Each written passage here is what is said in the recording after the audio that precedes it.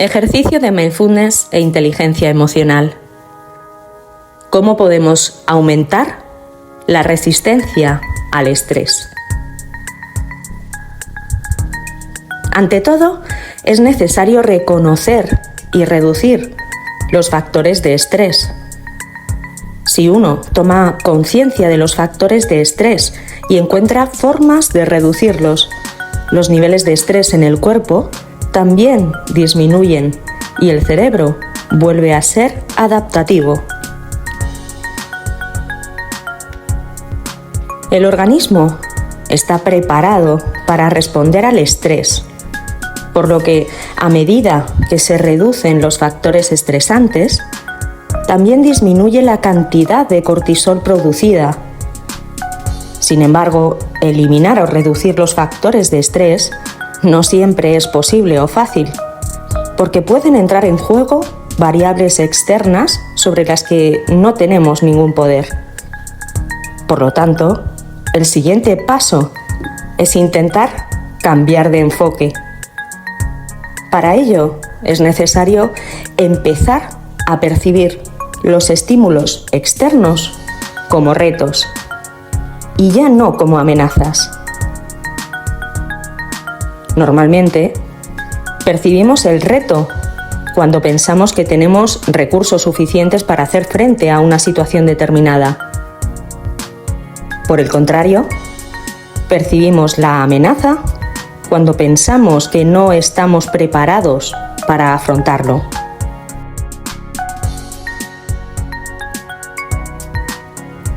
Diversos estudios han constatado que existen personas que rechazan el estrés categorizándolo como una emoción negativa, mientras que otras lo consideran útil para su rendimiento. A esta segunda categoría pertenecen en particular los deportistas y los músicos, acostumbrados por completo a competir o a actuar en contextos competitivos.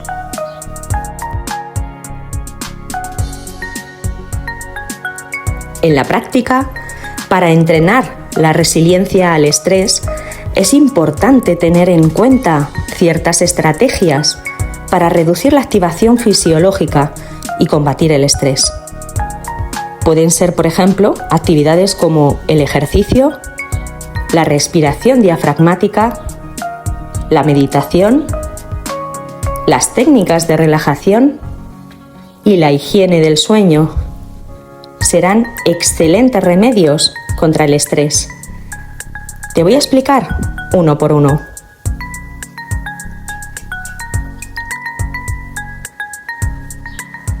El ejercicio tiene un poderoso efecto antiestrés en nuestro organismo. El ejercicio, cuando se hace con regularidad, produce unas sustancias llamadas endorfinas. Las endorfinas contrarrestan las sensaciones desagradables de estrés y producen sentimientos de energía y vitalidad. Los estudios demuestran que basta con caminar 20 minutos al día o cualquier otra actividad continua para producir beneficios para el cuerpo y la mente.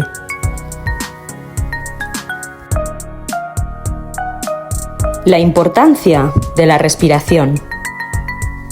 El ritmo y el tipo de respiración también tienen un gran impacto en los aspectos fisiológicos del estado de estrés.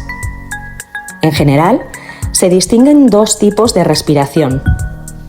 La respiración torácica, en la que intervienen los músculos del tórax, y la respiración diafragmática, que hace un mayor uso del diafragma, que es el músculo abovedado que se utiliza para respirar.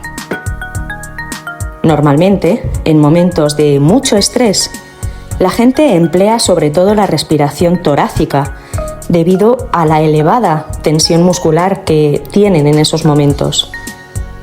Al hacerlo, sin embargo, llenan menos los pulmones y aumentan la frecuencia respiratoria.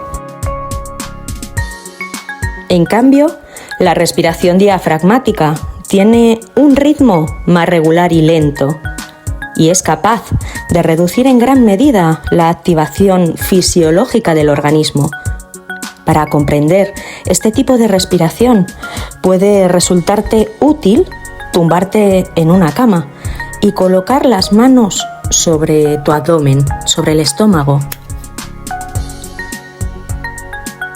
Si se hincha durante la inhalación, al llenar tu cuerpo de aire, la respiración es diafragmática.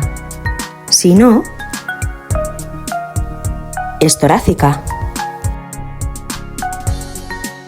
Para cambiar el tipo de respiración, tan solo basta con intentar inflar la zona abdominal suavemente con cada inhalación. No hay que forzarse a hinchar la barriga.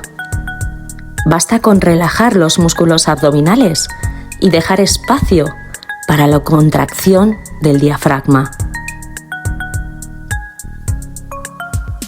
Una vez aprendida este tipo de respiración, que es buenísima para combatir el estrés, se pueden realizar sesiones cortitas de 10 minutos al día. Ya verás cómo notas la diferencia. La inhalación debe durar unos 3 segundos aproximadamente y la exhalación unos 5 segundos. Prolongar el tiempo de salida del aire de los pulmones estimula de forma natural nuestra respuesta de relajación a través del nervio vago, también llamado nervio neumogástrico, que es el principal representante de las fibras nerviosas que componen el sistema nervioso parasimpático. Es un nervio mixto, por lo que tiene una función motora y otra sensorial.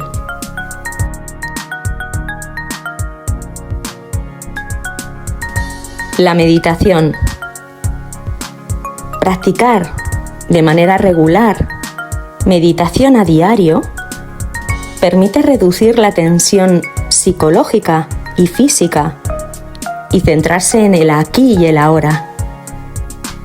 No en vano, uno de los protocolos más eficaces para controlar el estrés es la reducción del estrés basada en la atención plena, tal y como te comento.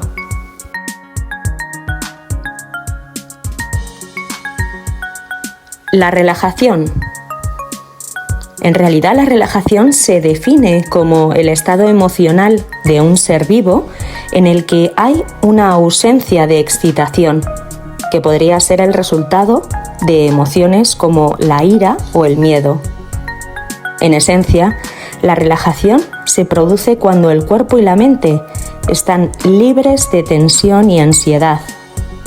Cuando se entra en este estado, el cuerpo no se estresa en respuesta a las exigencias del entorno y, por lo tanto, se percibe como un estado de bienestar y serenidad. Para reducir la tensión y el estrés, sobre todo si es crónico, puede ser muy útil aprender algunas técnicas de relajación. Finalmente, quiero hablarte de la higiene del sueño, y es que es un aspecto que a menudo se subestima en cuestión de la calidad y la cantidad de sueño que necesita el ser humano. Cuando estamos sometidos a estrés, las hormonas responsables de la activación fisiológica, llamadas glucocorticoides, estimulan el cerebro, dificultando el sueño o perturbando las fases profundas del mismo. Además, como el sueño es el momento en que el cerebro descansa y recarga energía, la privación de sueño perjudica la memoria y la concentración durante las horas de vigilia. De hecho, estas son en sí mismas una fuente de estrés. Y las principales medidas que se podrían poner en marcha desde ya son: dormir al menos 7 horas por la noche, realizar actividades relajantes en los 90 minutos antes de la hora de acostarse, crear una rutina de sueño antes de ir a dormir, Comer ligero por la noche para no estar todavía en la fase digestiva al acostarse. Limitar la ingesta de sustancias estimulantes como el café, el té, chocolate, etc. Y nunca antes de irse a dormir, comer nada. Y finalmente, garantizar un entorno adecuado para el descanso, es decir, una buena calidad del aire y una temperatura de unos 18 grados.